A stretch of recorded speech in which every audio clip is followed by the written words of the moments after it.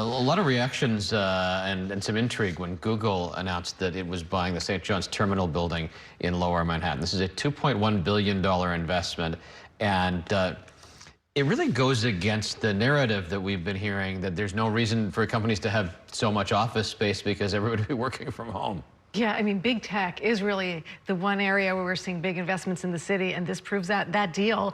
Basically, the highest price paid for a single office building in America, not just in New York, since the start of the pandemic. The St. John's Terminal building, it's a former freight facility that has been converted into offices. It has 12 stories, 1.3 million square feet of space.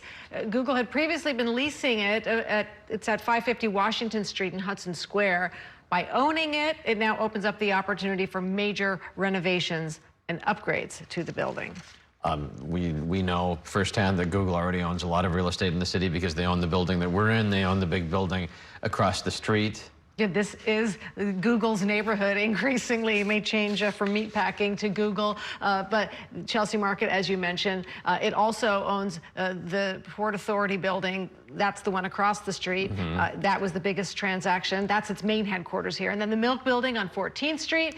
It is expected to now complete the purchase of the St. John Terminal in 2022, opening up the office to employees the following year. So you can see that big swath along the west side here.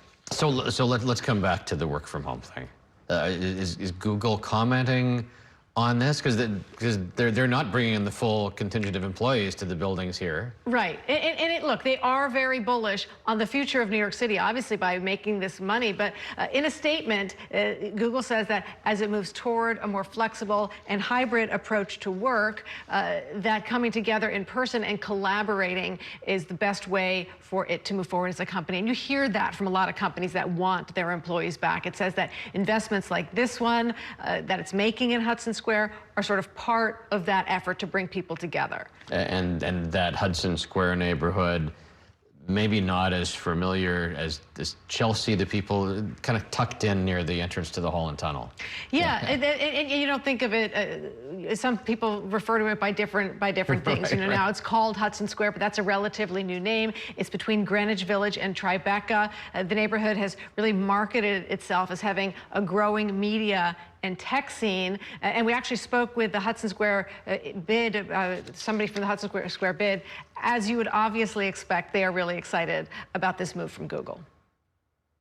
I think Hudson Square is a place that's arrived. We have Disney coming here also, Google coming here. Hudson Square is embracing the new economy, whatever that may be. It's embracing the creative, the innovative.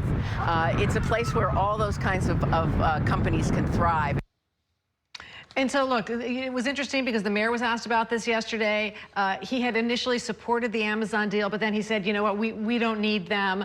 And he really went in on that yesterday, saying without Amazon, this proves that tech still wanted to invest in the city. And by the way, that means a lot of jobs. They already have 12,000 jobs here in New York. With this new building, they're going to add 2,000 more, bringing their total corporate workforce here in New York to 14,000 people.